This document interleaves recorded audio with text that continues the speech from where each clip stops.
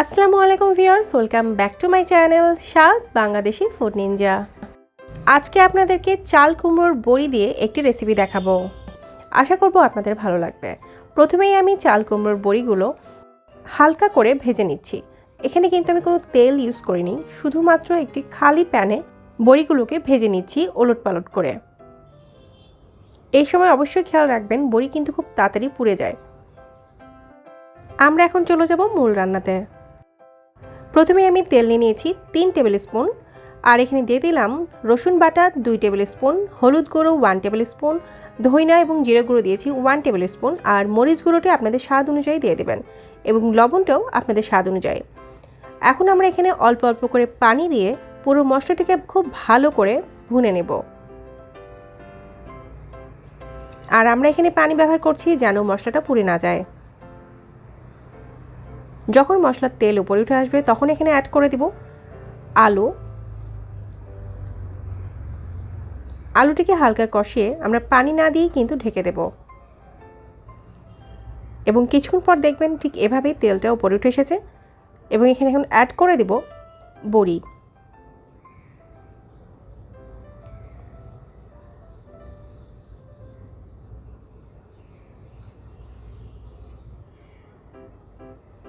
খুব ভালোভাবে নেড়ে নিয়ে আমরা এখানে পানি দিয়ে দেব। আমি এখানে পানি ব্যবহার করেছি 2 কাপ। আপনাদের প্রয়োজন অনুযায়ী পানিটি কম বা বেশি করতে পারেন, কারণ সব বড়ি কিন্তু একইভাবে বা একই সময়ে সেদ্ধ হয় না।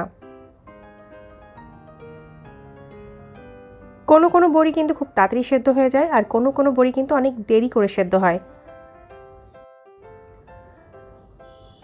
পানিটি ফুটে উঠলে আমরা এখানে অ্যাড করে দিব বেগুন।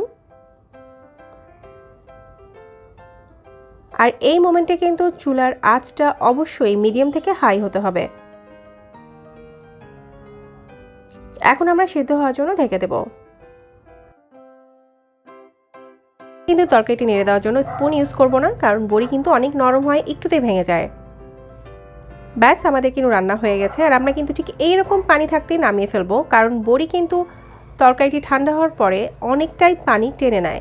সো এই জিনিসটা একটু খেয়াল রাখতে হবে।